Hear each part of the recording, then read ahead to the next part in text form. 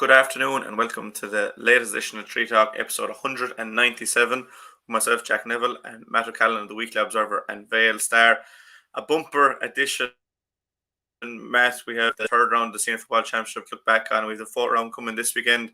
We have the third round of the Ladies Football Senior Championship with Camogie kicking off at the weekend. We had both Premier U19 Championship Finals on last night. We have a prediction and obviously the news that Billy Lee has stepped away from the Limerick senior footballers. So stay tuned for all that. The question again, we get out with what you put into it. It's like a walk of life. If you're good enough, go out and get it, no more about it. Not so much control in the centre of the field from Kilkenny as Richie Bennett sends it high and over the bar. Your mother sends you down to the shop for a pound's worth of goods and she gives you 50 pence. You can't get the pound's worth of goods, can you? Just about kept in. Oh, well done, Shawnee Buckley. To do that to Tomas O'Shea. He deserves to score from here. One of the highlights of the Sunday game. Limerick went out there from the word go today. No more about it. They made all the running, that was it. Put the ball over the bar and the back of it, and that's it. No ifs, no buts. Is there much time left? We have a couple of injuries. Here comes Kieran Carey. Carey leading the charge of the right brigade. 45 metres out. He's a chance to score. He's put it high. He's put it over. There's no sympathy in this game for anybody. Matt, I suppose there's nowhere to start really, only with the news that we got yesterday morning, Tuesday morning to be exact, that Billy Lee was stepping down from his role as the manager of the Limerick senior footballers. It was a shock really, even though he had 6 years in charge, and the lifespan of a inter-county manager these days is very short, but the work that Billy put in over the last 6 years, you would have thought now with Division 2 fall and a Munster final place got this year, that there'll be more years to come, but sadly it has come to an end, and I suppose huge boots to fill, but first and foremost, like an incredible job done by Billy over the last 6 years. Jack, I suppose to say that it was a shock is an understatement, and you know anything other than to say that Billy Lee would go down as one of the great managers, Jack, not just of Limerick, but that the game has seen. A phenomenal term of office spanning 6 years, which is well above the norm, and left when he decided to do so himself.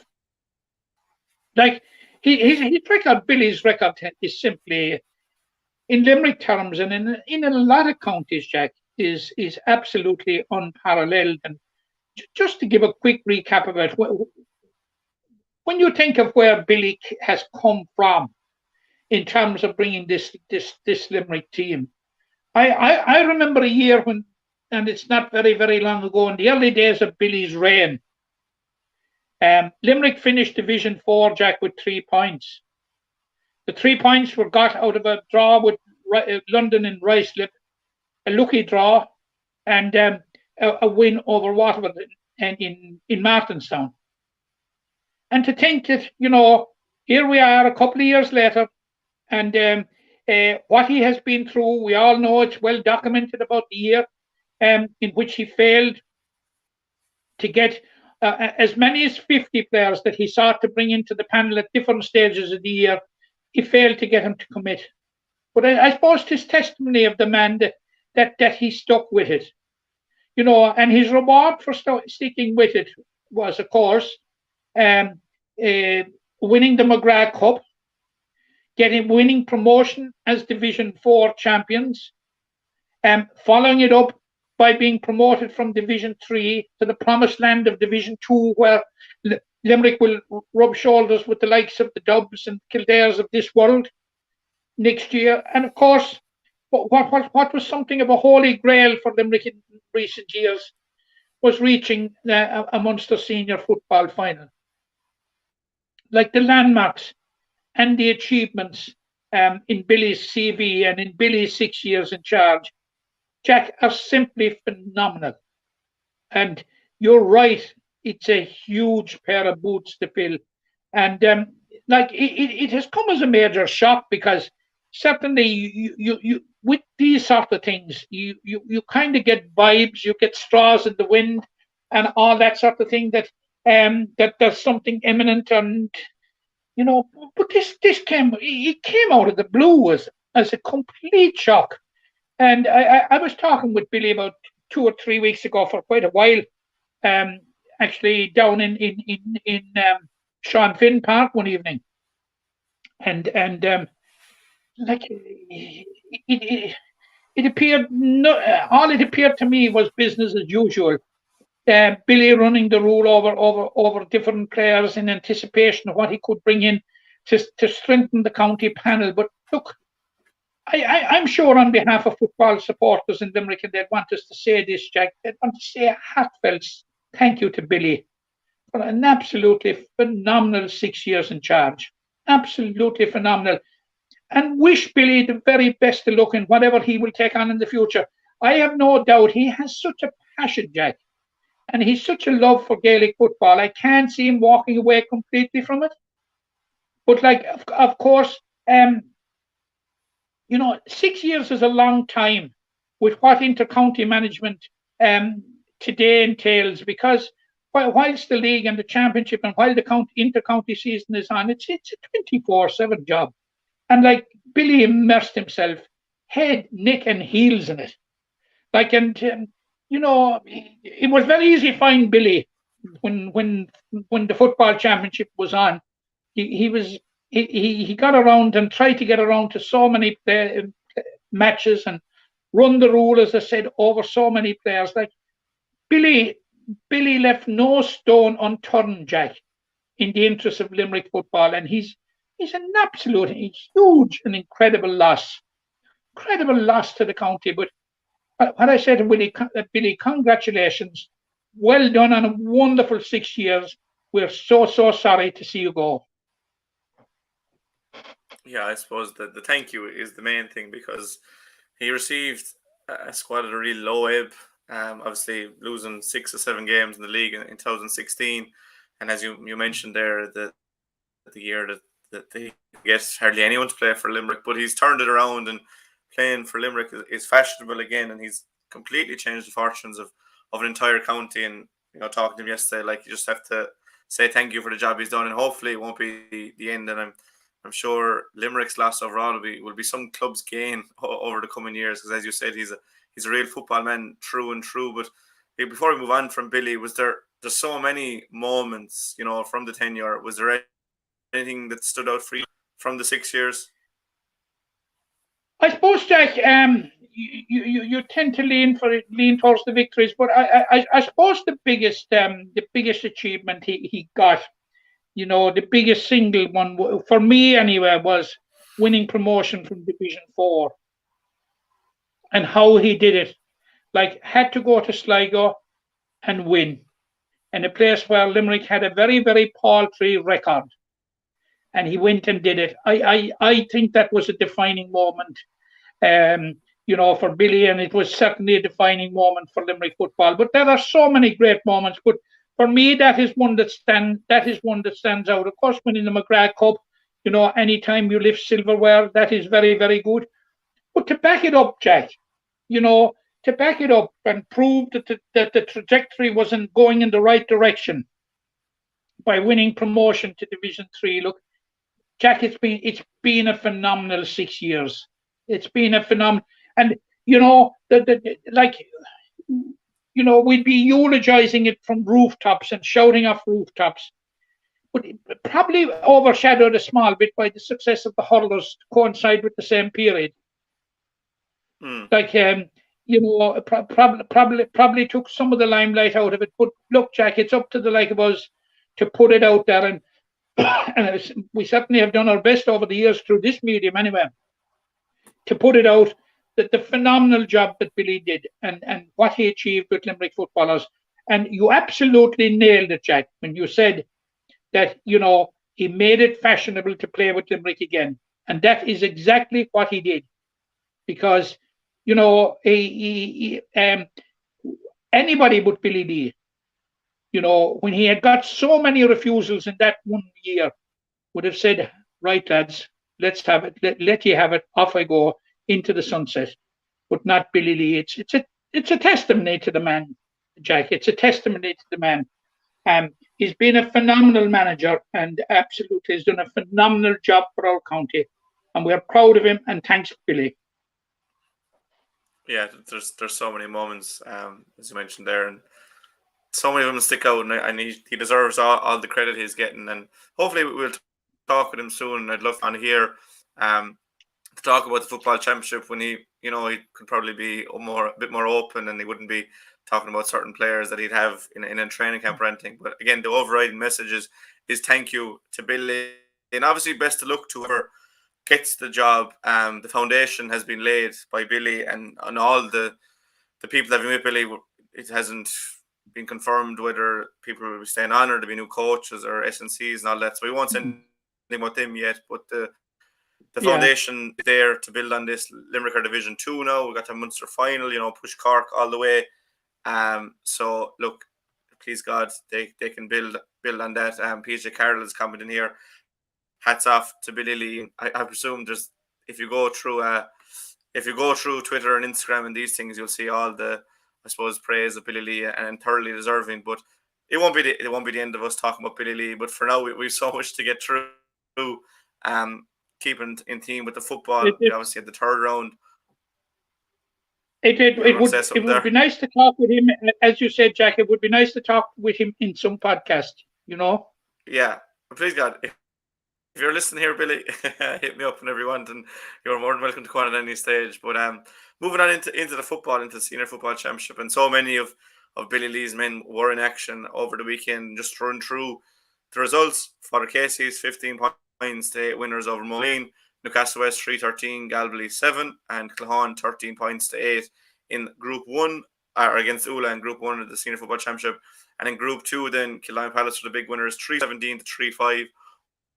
Over Ballylanders, Ballysteen 13.7, and St. Kieran's beat Galtee Gales 2-12 to 9.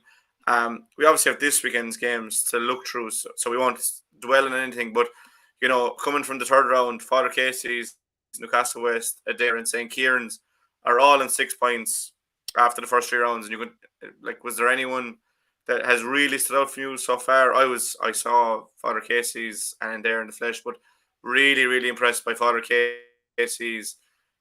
Monaleen probably would have been seen by many as the second team in that group behind Newcastle West, but Father Casey's have laid down their marker. They're 3 from 3. You'd imagine they're as good as through. Themselves, Newcastle, Adair, and Kieran seem to be a bit ahead so far. Yeah, Jack. The first thing I would say, and I've reflected on it in anticipation of coming on here, and since the results of the weekend emerged, I'd be slightly worried, Jack, that there are 6 knockout places up for grabs, and 4 of them have been spoken for after 3 rounds. That leaves very, very little to be played to play for. Now, Newcastle West and Father Casey's are absolutely certainly true. They can be caught in any circumstances. Theirs is the vaguest of vague outside possibilities that Adair or St. Kieran's could be caught, but the likelihood is so remote. Yeah, I was impressed with Father Casey's. I saw him, and they literally demolished Monaleen. Now, Monaleen were disappointing. They were without Brian Donovan on the night, and Owen Carew and a couple of players, and they were forced to line out at the last minute without Marco Dwyer. But that is not to take from the performance of Father Casey's. I thought it was hugely, hugely impressive, Father Casey's work, and I really think that certainly this year that they're going in the right direction. Like they have a young side, a youthful side, full of enthusiasm, full of running, but they're sprinkled with very, very good, experienced players. You, the like of Robert Brown there, and you the like of David Ward, Martin Scannell, and they were able to introduce from the bench John Reardon. What a sub to be able to introduce, and what experience he brings. So I was very, very impressed with Father Casey's. And if you allow me, look ahead to their game this Thursday evening with Galway. You know, they're facing a Galway side that are low in confidence, Jack. I thought their performance against Newcastle West for the most part was poor. Now, Newcastle West, certainly, I saw Newcastle West against Ula, and this was a different Newcastle West, Jack.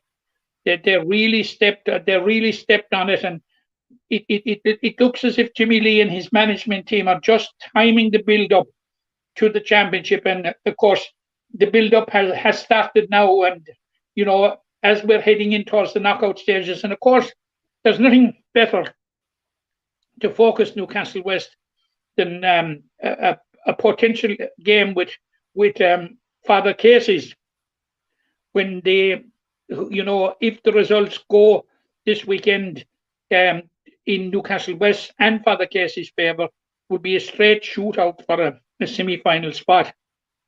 But yeah, whilst I was impressed with Father Casey's at the weekend, I was disappointed with Galway, and I think Galway, they're in a battle, Jack.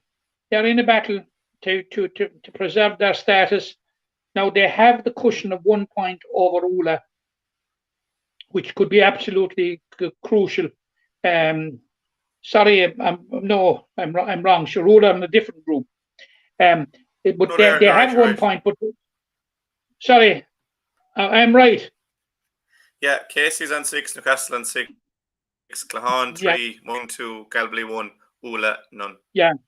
Yeah, they have the cushion of that 1 point on Ula, which absolutely could be crucial come the end of the campaign.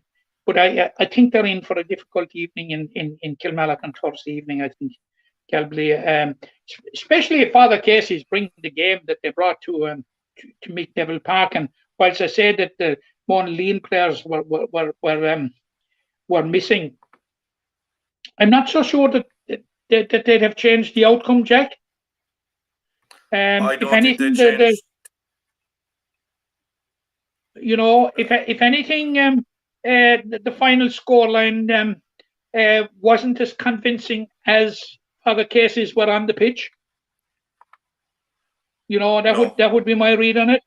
I was hugely impressed with them, and the way they picked off scores and had the courage to scores. Of course, youth, Jack. You know, I thought Adrian Enright was absolutely immense, and he picked up a knock, you know, and of course Father Casey's and everybody in football will hope that he will recover pretty quickly, and he seems to have a telepathy with Rory O'Brien inside in the corner, who is quite a formidable forward.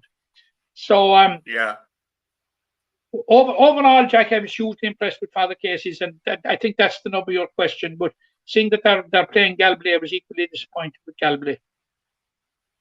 Yeah, I was very impressed with Roy Bryan as well. Elijah Reardon in midfield. There's so many players that were excellent on the day, and Adrian and I clipped over two beautiful scores. The highlights of that game are available. We'll just stay on Group 1 and look ahead to this weekend. That is the table as it stands. I do think there's a chance Casey's Newcastle could be caught if Clahan beat Newcastle and Casey's and Newcastle draw their last game. You could have 3 teams and 7, and then it'll go into some sort of points differential. But you need a lot of swings to go that day. I'd say Newcastle and Casey's will be okay.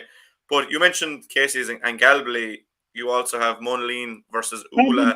But Jack, no, sorry. There is no way they can be cut for a knockout place if you put up the table again. Oh yeah, sorry, they can't be cut for a knockout place, but top of the table. Clahan would have an outside chance there, in the circumstances in which you portray there. Yeah, you're right. Talking about Clahan, they obviously have Newcastle. They're in pole position for that 3rd spot. They're facing a really formidable team, and you know, Galway, like as we talked about, like it really is a case of 4 fighting for that last spot. There's no one ruled out. I don't think Ula don't have a point, but they're not ruled out. But this will be a huge weekend, trying to kind of factor in what happens there. But what I will say is Clahan take on Monaleen in the final round, that if they that Claghon, if they win this weekend and Monaleen don't, they'll be through. You'll have the top 3 confirmed. But Claghon don't beat Newcastle and Monaleen win. Like, it's really intriguing. It's really hard to see where that one is going to go for that final spot.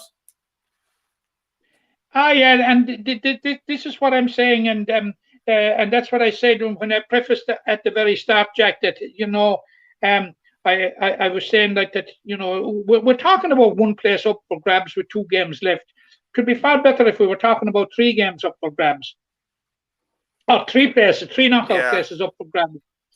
But yeah, in those circumstances. But I think the Horn, whilst they had a good win over Ula, and it has left Claghon virtually 100% safe of. They're actually 100% safe of relegation, I think, anyway, because of it. Because Galbally and Ula have to meet in the last round, so something will have to give there. And were Ula to catch Claghon at this stage, they'll have to beat both Monaleen and Galbally, which, with the way they're playing at the moment, would be a very, very tall order. So I think Claghon, now that they have consolidated their position and that they have practically 100% eliminated the possibility of relegation, like, the shackles will be off. Like, they'll be able to give it a go, Jack, against Father Casey's, or sorry, against Newcastle West. But Jack, they're up against it. From the Newcastle West that I saw the other night, I thought, I didn't think there was a change in the Newcastle West from the Ula game. I thought there was a transformation in the approach and the way they approached the game. And in Mike McMahon, like, he got 3 goals against Galbally. They have a towering pivot on the edge of the square, and he got a couple of marks in there as well. And like, he's, to beat Newcastle West, Jack, somebody will have to find a formula to contain him, because Newcastle West have devised a plan in getting the ball into him, without being too predictable. And he's an absolutely huge man. Like, probably when you'd see somebody like that coming in the square, it would be very predictable as to how you could match it, how you could mark him. That they'd be lofting balls in all day. They're not doing that. They're very, very careful in how they use the full forward, and they're using him very, very well. Now he's going to be a big ask for any team that face him to contain him. And I generally, as I say, I thought Newcastle West send out a signal that we're the champions and our intention is to stay champions. Yeah, and that's the message I got from the other night. For Newcastle and Casey's, this weekend is almost a hit, because they know, regardless of this weekend, if they win their final round game, they'll top their group. Because if one of Newcastle beats, or if one of Newcastle or Casey's wins the final round, they can't be caught. They'll go to 8 points. So, I mean, they could this weekend. I'm sure they'd love to go into that final round game 4 from 4 and try to make a perfect 5. But there is that wiggle room for them. I suppose Group 2 is pretty much similar. You have 2 teams on maximum points in St. Kieran's and Adair, and then you have 3 teams on 2: Kildare Palace, Ballysteen, Celtic Gales, and then Ballylanders are pointless. I suppose we had St. Kieran's and Adair both won, and it was Kildare Palace that got the win to kind of move level with Ballysteen and Celtic Gales. And similar enough, you have Kieran's and Adair virtually through. I think there is permutations where one of them could be caught, where it goes to a couple of points on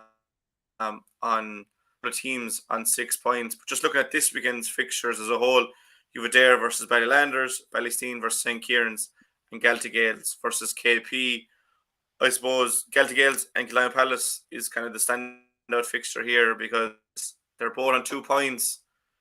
They can eliminate the other team with a win. They can't, but they could, because they'll have head-to-head if they do end up level on points. Now, there could be a scenario where a couple of teams are on 4, teams are on 6, but that seems to be the standout fixture in terms of I suppose you could nearly put one foot into the knockout stages, we'll say. Yeah, Jack, reflecting on that, by the way, I don't like looking at that table for obvious reasons. Doesn't make good reading for Ballylanders. But if you take you don't have to put it up again. I've seen it.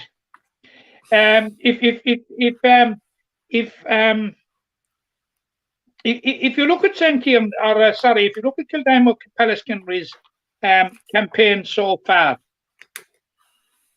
they've played and lost to the top two teams, and unluckily lost, you'd have to say. And now when they met Ballylanders, who are struggling, I think Kildimo Pallaskenry made a very big statement, Jack. And I'd say going into the game, you must remember now they're on 2 points with Ballysteen and with Galtee Gales. Coming into this weekend, they're the only one of the three that are going into their game with the momentum of a win. Now, I saw Galtee Gales the other night, and I was disappointed with them. I haven't seen the way that they had disposed of Ballysteen. I really thought that they would put it up to St. Kieran's or even get the better of St. Kieran's. But no, they didn't. No, they had the misfortune after half time, at which stage they were trailing by 4 or 5 points. To take a shot free just 3 minutes after half time, it was intercepted. Kieran's ran the length of the field, mainly through Liam Kennedy, who was outstanding, by the way, and is evolving into a very serious senior footballer. And he offloaded to Seamus Mangan, and the rest is history, as said. He gave Danny McGrath no chance. So a 4 or 5 points deficit became a 7 or 8 points deficit, just like that. So there was no way back for the Gales at that stage. But having said that, overall, I was disappointed with the Gales and the level of performance that the Gales produced in comparison with the way that they set out and played against Ballysteen. So, but I don't want to take from 1 minute or detract from 1 minute for what was a much improved performance from what I had seen earlier in the campaign by St. Kieran's. Now, I mentioned Liam Kennedy developing into a midfield. Like we were expecting, like that there'd be huge confrontation in the centre of the field between Limerick colleagues Dara Tracy and Tommy Childs. It didn't happen. Dara Tracy played at centre forward. I thought Dara Tracy had an outstanding game for St. Kieran's. There's a lot of positives about St. Kieran's, Jack. Now, we tipped them at the start of the year, if you will recall, to be one of the teams that would come out of the group, even though that they had been embroiled in relegation fights for the last couple of years. Because certainly last year it was a false position that they were in relegation, because as I was reminded by some of the Kieran's connections the other night, and of course rightly reminded, that they lost both games last year in the group stage by a point to Ballysteen and to Galtee Gales. Were it not for a bit of luck, had a bit of luck somewhere along the line, it could have been a different story. They'd have been contesting the knockout stages. So they welcomed back Noel Callan the other night, and in his first intervention after coming on, he kicked a fine point. So obviously he will have some game time under his belt, and he will strengthen them. Now, I was impressed with St. Kieran's, I have to say, and at the same time disappointed with Galtee Gales. Yeah, it's an interesting one. With St. Kieran's, we knew that it was coming, and it is coming, but they're still not safe yet. I'll be hoping for a better interview that they'll lose the game this weekend. But they're a very difficult team to play against and to score against. And if you can match that with the scoring, like 2-12 in a Limerick football game, will win you most games. But then the other side of the coin, Kildimo Palace scored 3-17. Like, they're a really dangerous opponent for Galtee Gales. And I suppose the standout team in the group, Adair, we haven't really spoke much about them. They beat Ballysteen 13 points to 1-7. I was at the game. Adair weren't at their best.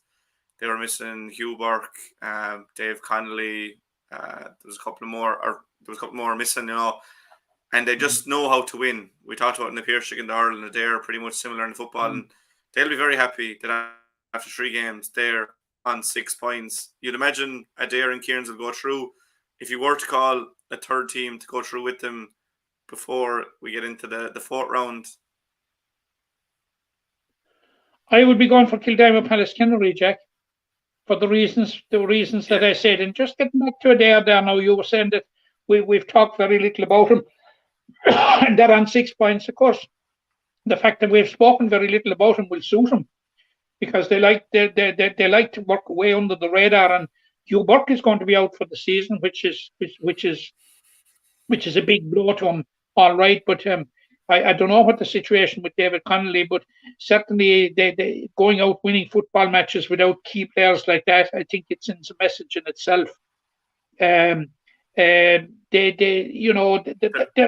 to be very, very high in confidence. Like their battle with Ballylanders and Fianna at the weekend, like, is a battle of the haves and the have-nots. Adair would have 3 wins.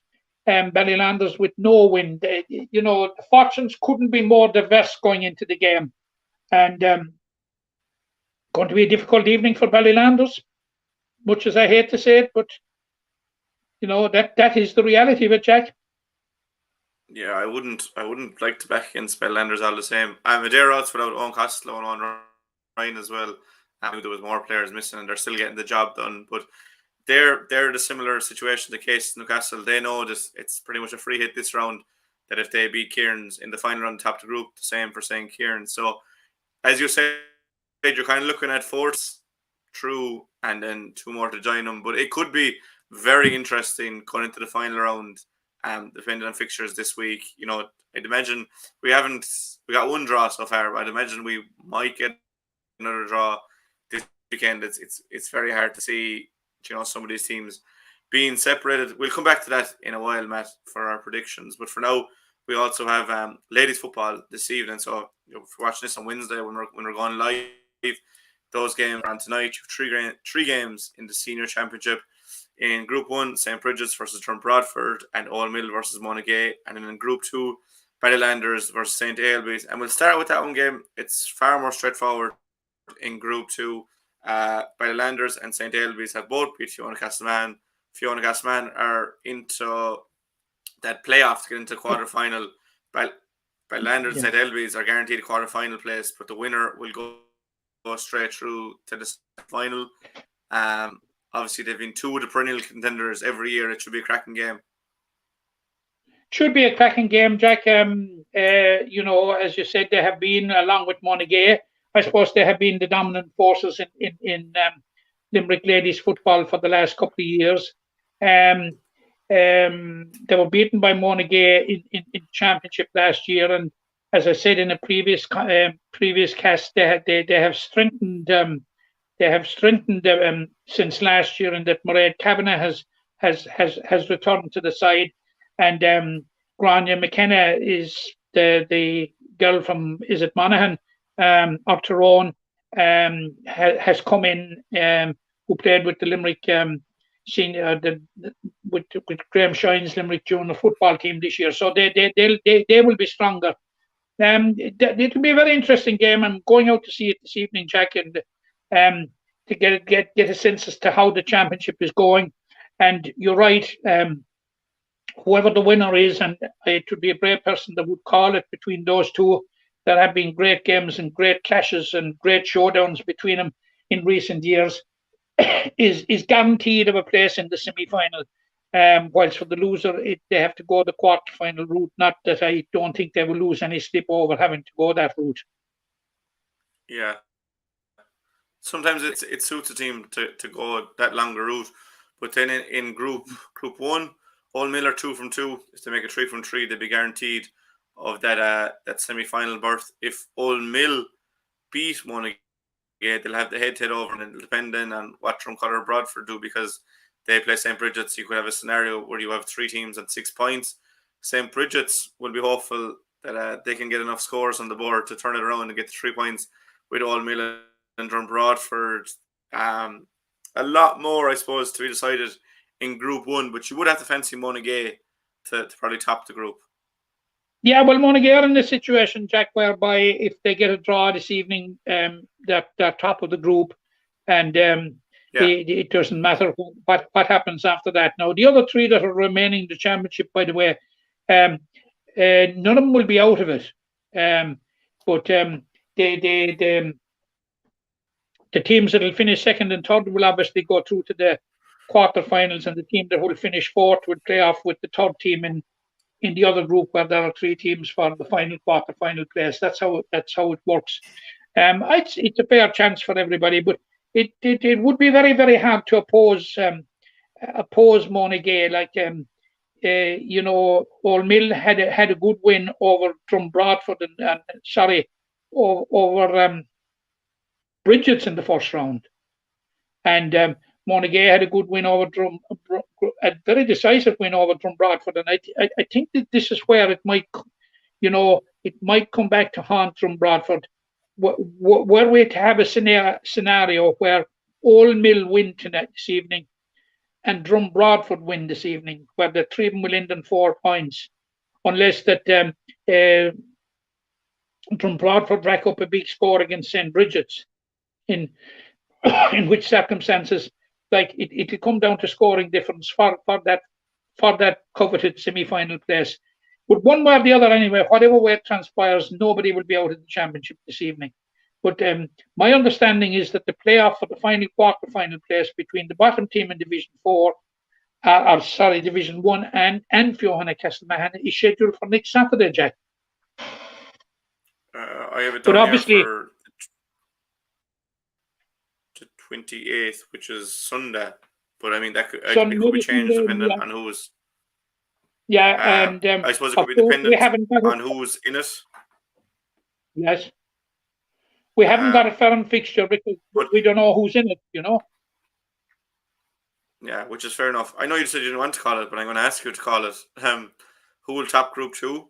And who will top Group 1? Monaghan, and home advantage might swing it Ballylander's way. Yeah, I'd agree with you there with those two. But as we said, even though the group stage is going to be finished tonight in the senior championship, no team will be knocked out. You don't have to worry about your season being over. There will be a playoff. One team will be gone by this weekend for that playoff, but no team will be gone this weekend. But there are some intriguing games to get to. As I said, you have St. Bridget's versus Drumcolor Bradford, Old Mill versus Monaghan, and Ballylanders St. Ailbe's team named first is at home. Over the weekend as well, Matt, we had the start of the Camogie Championship across all the divisions. We'll just focus on the Senior Championship. Going through the results in Group 1, Ahan beat Kaleedy 118-310, and Cricora beat Capmore 213-27. And in Group 2, champions Newcastle West 214-112 against Bruff. Granite Ballingarry beat the Piercerig 115-19.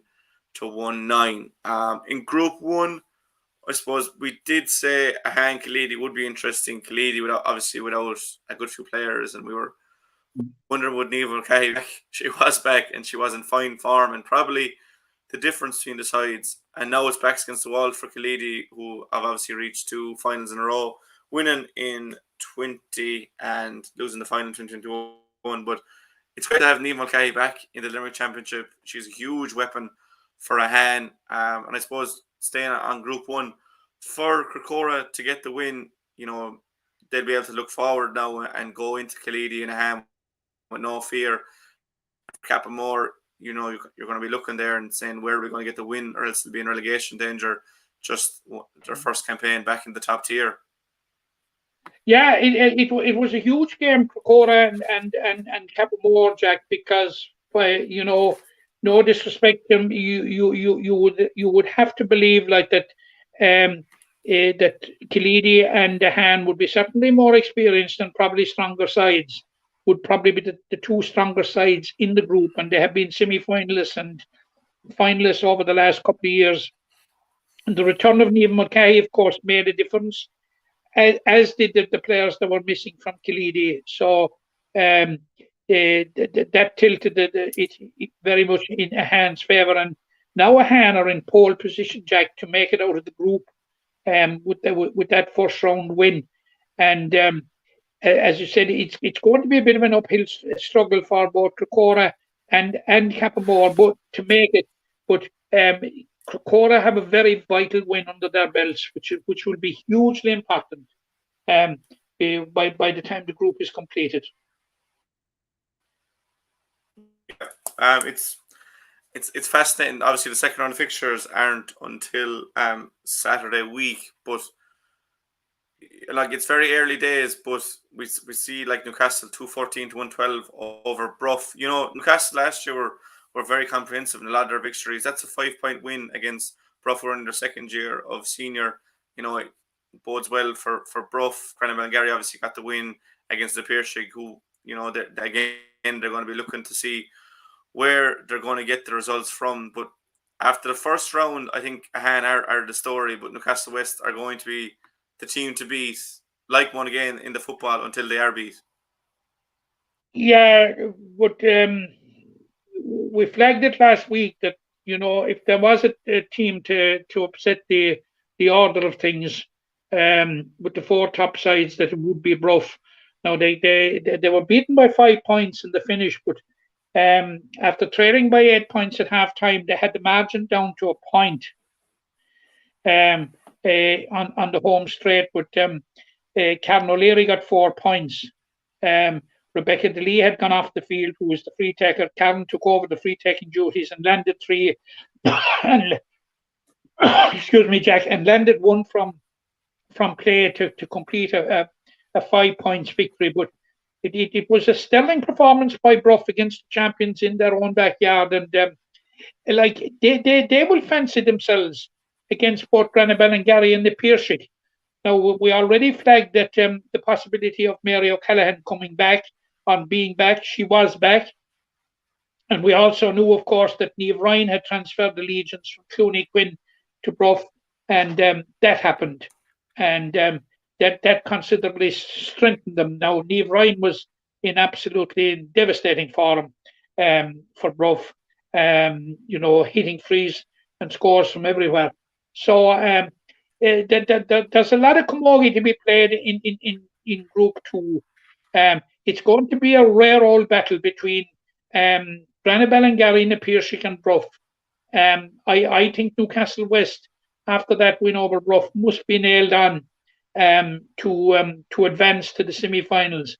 But it's going to be a rare old battle for the second place, Jack. Yeah, I suppose it's only one round, but you would say Newcastle do look strong and could arguably have had their toughest game over them. Just looking at the second round fixtures, they're on Saturday, the 3rd of September. Killeedy against Cappamore and Crocora versus in Group 1.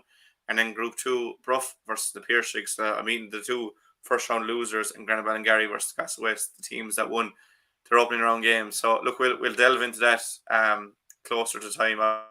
Obviously, there's Jack, this weekend. Not preempting what could happen, but you could have a massive third round game between Granabel and Brough. Yeah, winner take all clash. It could be. Remains to be seen, but we will do in-depth previews of those games next weekend, or for next weekend, the weekend after this.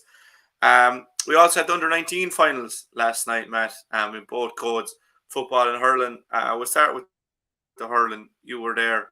Brough beat Monaleen 219 to 114. Pretty comprehensive in the end, Matt. I know it was level at 112 apiece with about 15 to play or so, but Tig Body, a name that you might remember from the Puck Fada competition, got Brough's second goal, and only their third ever county Premier minor title, Matt, was it?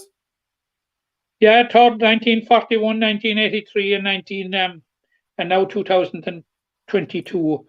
Yeah, you'd have to say Brough were very, very worthy winners of the minor title last night. There was a huge crowd out in Father Hayes Park in Carrick-on-Laois.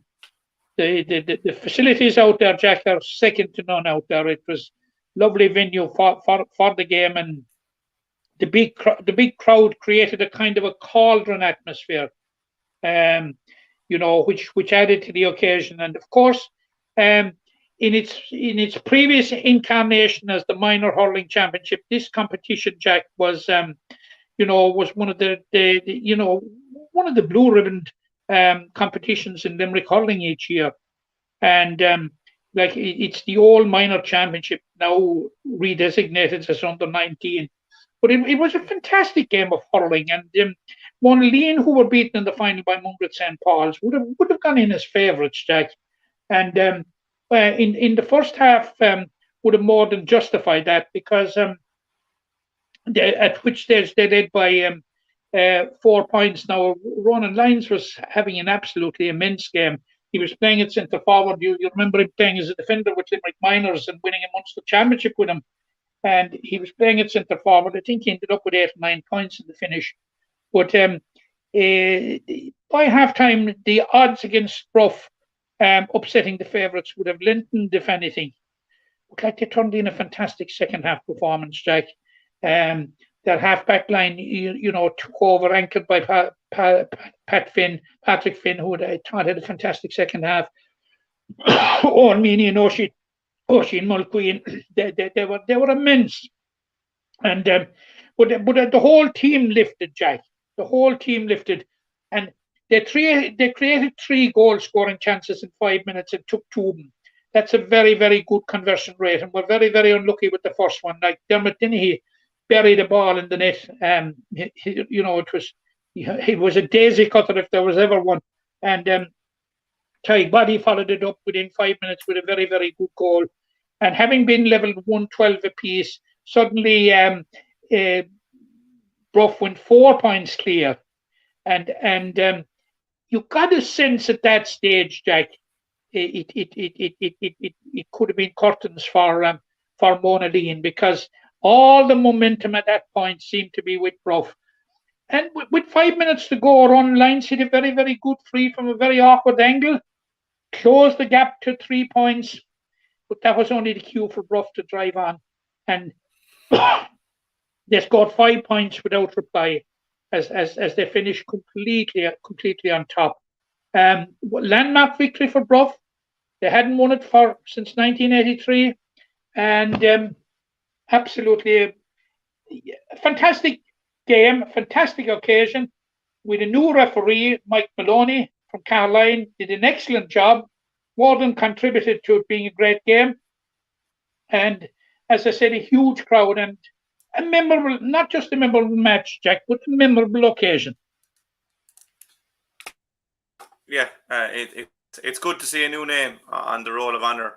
Obviously Monaghan have to feel sorry from losing last year's final as well, but look, finals are there to be won.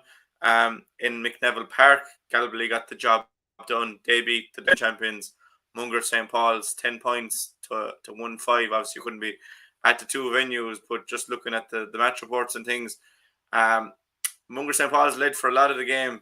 They got the goal. Dara Bridgman got the goal. They were 3 ahead at half time, but I think it was at 5 in a row down the stretch from Galway. They didn't let Mungo score in the last 20 minutes. And, I suppose that's the crunch time in finals is those last 20, and deserving winners for Galway. Again, look, they're not a new name to the minor football ranks, but it's been dominated by the likes of Father Casey's and Monaghan and Mungers and Newcastle West in these recent times. So good to see. In fairness, Galway have been knocking around there for quite a few years. Have been in semi-finals and finals. And look, that day came now. They rode their luck a small bit in that Mungo St. Paul's missed 2 penalties. Or failed to convert 2 penalties and kicked 16 wides over the course of the game. So they probably rode their luck a small bit. But look, nevertheless, Galway were there to capitalise on it, and I have no doubt a lot of those wides were kicked because of the pressure that Galway put on them. And just like Bruff, it was a landmark and momentous occasion for Galway to finally get over the line at minor level, because they've been threatening. And look, Galway's victory, Jack, is the product of long, hard work that has been done at underage level, and is constantly done at underage level at Galway. as you know, I'm quite near him here, and I can see it year in, year out. The amount of effort that's being put into underage in Galway is phenomenal. And look, it's only right that is rewarded by way of a county minor title. Like that county minor title, Jack, for Galway wasn't won today or yesterday. It's been won over 5 or 6 years of hard work, nurturing young players, teaching them the skills of Gaelic football, keeping them at it. And congratulations to Galway and congratulations to Bruff. Yeah, it's something that you'll have forever is a county minor medal, and they're not easily won in Limerick, either hurling or football. So congratulations to Bruff and Galway, and obviously commiserations to Monaghan and Munger St. Paul's. It's never easy to lose any sort of county final, but under 19s it could be their last game at the level. So look, there's a bright future there for all 4 sides. In that, a few more things, Matt. Obviously, we had the sad news this morning of Jim Flynn passing away, the Southport treasurer. I suppose it was a shock. You'd know the man well, and you wanted to pay your respects to the man. Yeah, Jim. I know Jim Flynn for many years. He's a native of Camogie, and he moved to Kilmallock, and he's been involved with the Kilmallock club. And as you rightly said, that he was the current serving treasurer of the Southport. He was in his 5th and final year serving as treasurer of of the board, and where he did a very, very, very good job. I would like to express my sympathy to his wife, Mary, and family, and his son, and all the extended, and of course his brother, well-known Donny Flynn in West Limerick, and Don Flynn, who was very involved, would be his nephew. So our deepest sympathy to the Flynn family on the passing of Jim. He was totally, absolutely, he immersed himself totally in the GAA, Jack. He was totally dedicated to it, totally dedicated to club first, totally dedicated to Limerick, and would have been involved in a number of fundraising committees, and would be a very prominent man in the Limerick GAA draw and all that sort of thing. And he's a huge loss, first of all, to his family. He's a loss to the association, and our deepest sympathy to the Flynn family, and may Jim rest in peace. Yeah, I'd like to extend my sympathies to the family as well. Rest in peace. We're into the final week of the Win and Peugeot, Matt. You got to get your entries in before the 26th. That's Friday at midnight. And the draw will be held then Friday, the 2nd of September. I have our little promo here, Matt, but before we move on to it, anything else you want to say? Again, it goes back to supporting the Limerick teams, and they've been so good to us in recent years. Yeah, look, Jack, I think what's to be said about it has already been said. Like, there are 48 hours still to go. To be in with a chance of winning the Peugeot is one thing, but to get the opportunity to be part of what is a great odyssey for Limerick GAA at the moment, and to support, because the money that will be raised from this particular draw, Jack, will be very, very well spent, and it'll be spent for the ultimate gratification of the thousands and thousands of Limerick fans that are out there. So look, I would appeal to people to rally at this late stage and to get their tickets. It might be the winning ticket. Somebody has to win it, Jack. So yeah, you never know. You never know. But I would appeal to people for the last time. I would appeal to them to go and get the tickets for 20 euros. And as I said, the money is going. It's being very, very carefully and well spent. Yeah, that's a good line. Someone has to win it. But if Adams and Glen are delighted to continue our association with Limerick GAA. We've been sponsoring the Limerick footballers with a kit van for the last 17 years. On this occasion, we're delighted to be associated with Adams of Glen, and on this occasion, the lucky winner will receive a brand new Peugeot 2008 electric vehicle. It's a full electric Peugeot E 288 Allure. It's zero emissions, zero noise, and you're feeling your carbon emissions are zero on it as well. All the proceeds of these sales go to the promotion of our games, hurling and football, and the sport of the training fund. You can buy tickets in multiple different ways. You can log onto the website winappuja.ie, get onto your local club, ring Limerick GAA, or even call into our dealership in Glyn, and you can buy your tickets there physically. Yeah, so you can go to Glyn to get the tickets, or you can go on to winappuja.ie. It couldn't be simpler. 20 quid, and the closes this Friday. The draw will be Friday week, the 2nd of September. So the best luck to everyone in it. And this will be the last you'll hear from us promoting it. As always, before we go, Matt, we'll go into our predictions. And looking back on last week, wasn't the best week for you. Again, I got 5 out of 6. And you obviously went the other way for I went for Ballystine, you went for there, and you proved right. And that little star indicates that you got the results spot on. You did say a 3-point win. We both had Newcastle. I had Casey's against Monaleen, Clahan against Ula, Kieran's against Galtigales, and KP against Ballylanders. I had someone in the comments saying that I never backed Clahan because I originally put up the wrong graphic that I for Ula, but I don't go against any team anymore that I think they should win. It's all for a bit of fun. I will say I always go for Ballystine, but I do always think the boys will pull out of the bag. But you know, as we always say, it's only for a bit of fun, Matt.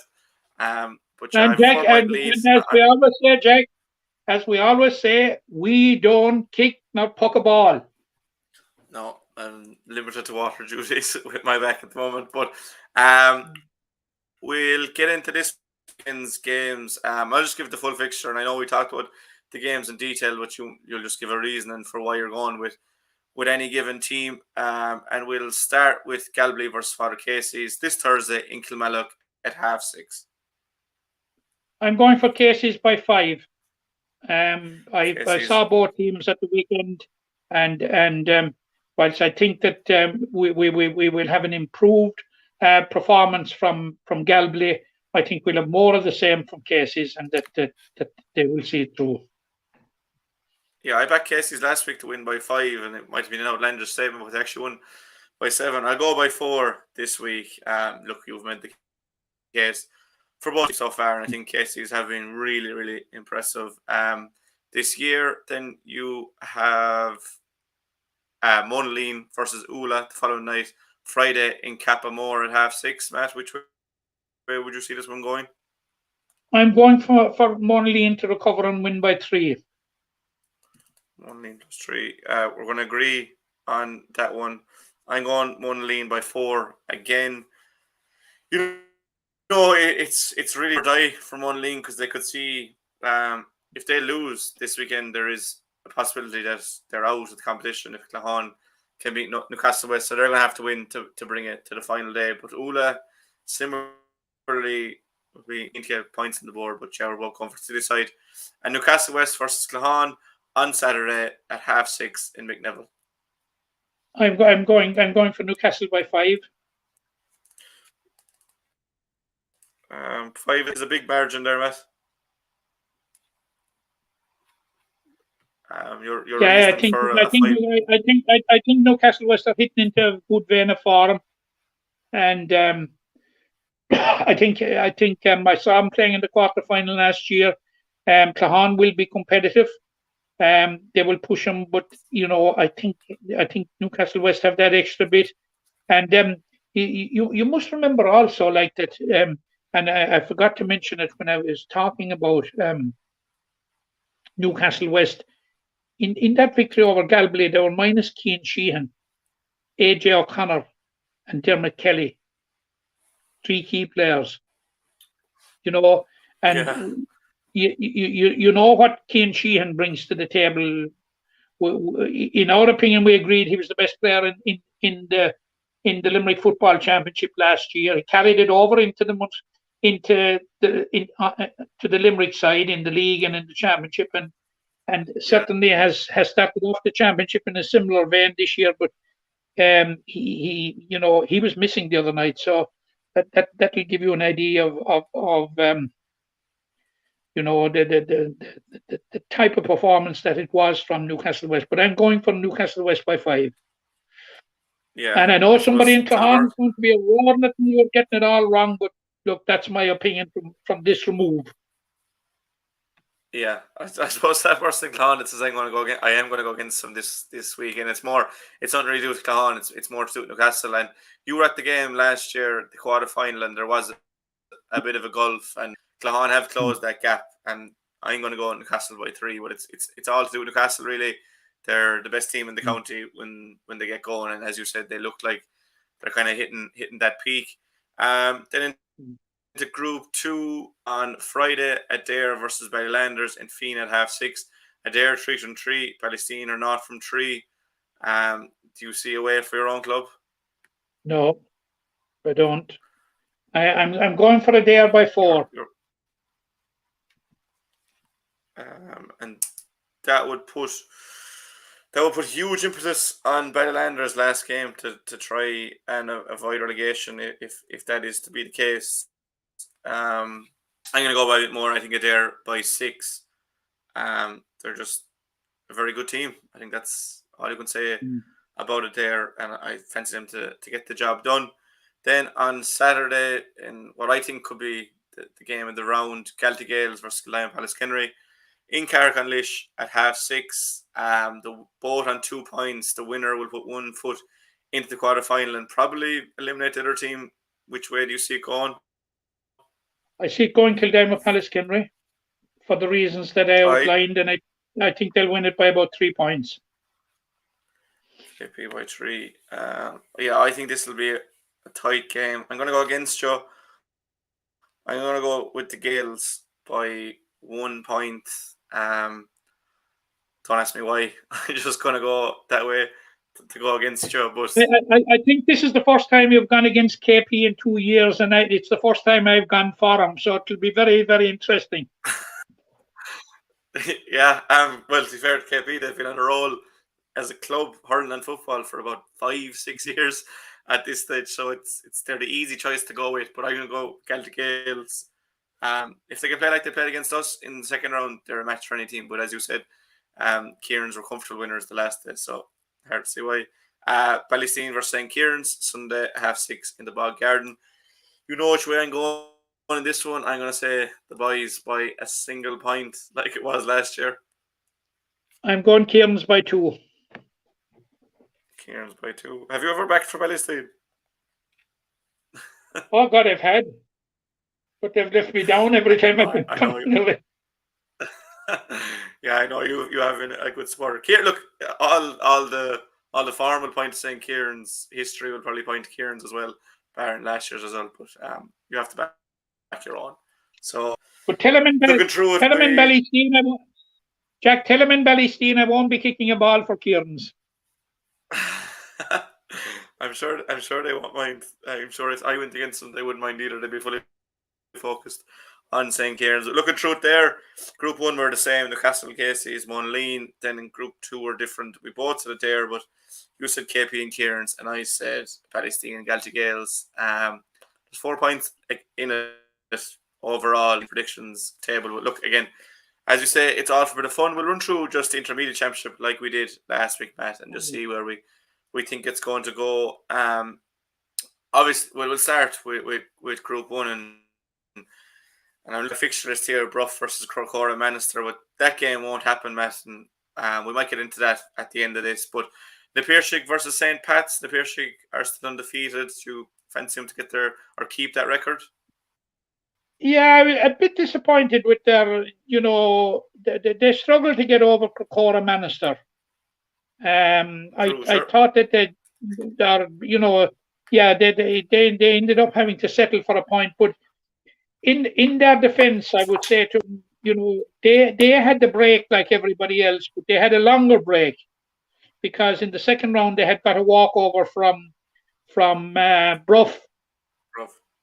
So, like any rustiness, they'll probably have got it out of their system, and I'm going for them to beat St. Patrick's.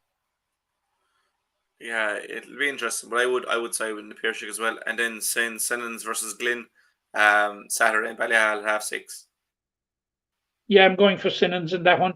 Sinans lost the first round. Tenepirshig, and they cannot afford to lose the second time. Now, Glen have only just one win at the minute, and that was over Bruff. Yeah, I'm going for Simmons, Jack. And into Group 2, Palace Green versus Father Casey's Sunday in Feen at 6:30. Now, Jack, this is all but a dead rubber game. It would appear to me that both of these teams are completely out of the championship, because you have Gerald Griffins on 6 points if you have the table there. You have from Bradford, Rathkeil, and Mungret St. Paul's all on 4, and your Father Casey's and Palace Green on 0 points each. It's only of academic importance because with both having given 2 walkovers, I assume that they're going to be automatically relegated. But in this case, I'm look, slow boat to China, Jack. Long answer to your question. I'm going for Palace Green. Yeah, it is a dead rubber, but I go Palace Green as well.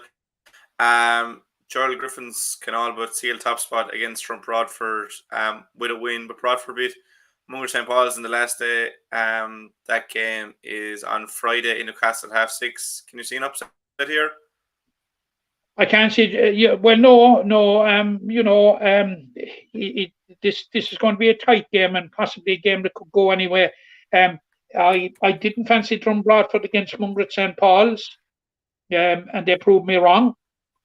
And we have known over the years, Jack, that predicting against Drum Bradford is one of the most hazardous occupations that you can have. But I'm going to risk it again at this time and say that Gerald Griffins will win it. Yeah, I'd be siding with Gerald Griffins as well. And then obviously you have the meeting of Mungret St. Paul's and Rathkeil. As you said, they're both on 4 points alongside Drumcolour Bradford. It's fitting 4 into 3 positions. Sir Griffins look to have one of those places, but it's really intriguing, and it could come down to this weekend's game between Mungret St. Paul's and Rathkeil. Which way do you see it going?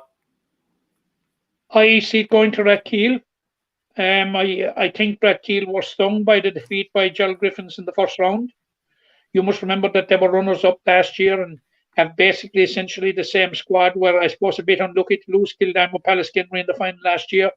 And I'm going for Rathkeil in this one. I'm going to go Mungret St. Paul's in that one. I just don't think Rathkeil are as strong as they were last year, and Mungret will have Gerald Griffins in the last game, the hardest game in the group. So I'd imagine they'd want to try and get the job done as quick as possible. But those are our predictions for the weekend. There's obviously a full set of Premier Junior games and Junior A games. If we can't get into all those games, but we touched on it there. And before we go, just the situation with Prof, Matt, and great scenes last night with the hurlers winning the under-19s, and the Premier Intermediate hurlers are top of the table with Glenroe in their championship. But to give 2 walkovers in a championship is just disappointing to see, more than anything, really. It's disappointing, Jack, and I'm sad for Bruff, really, that has come to this, because I've lived through the years of Bruff very successfully managing both codes together, and it's very, very disappointing that that they should give 2 walkovers. I suppose the writing was on the wall when they got a heavy defeat in the first round to Glen. And what it does, Jack, is right. 2 walkovers. My understanding is that you're automatically relegated then in those circumstances. And if that be the case, it takes a certain amount of bite out of the remaining games in the competition, because the scramble for those trying to get away from the bottom of the table is no longer there. Relegation has been spoken for. Now, I know we have a dead rubber game this weekend between Palace Green and Father Casey's, but look, it really means that what's to be played for is only what's at the top. avoiding the bottom sometimes can be as intriguing a competition as there is in the competition for those knockout places.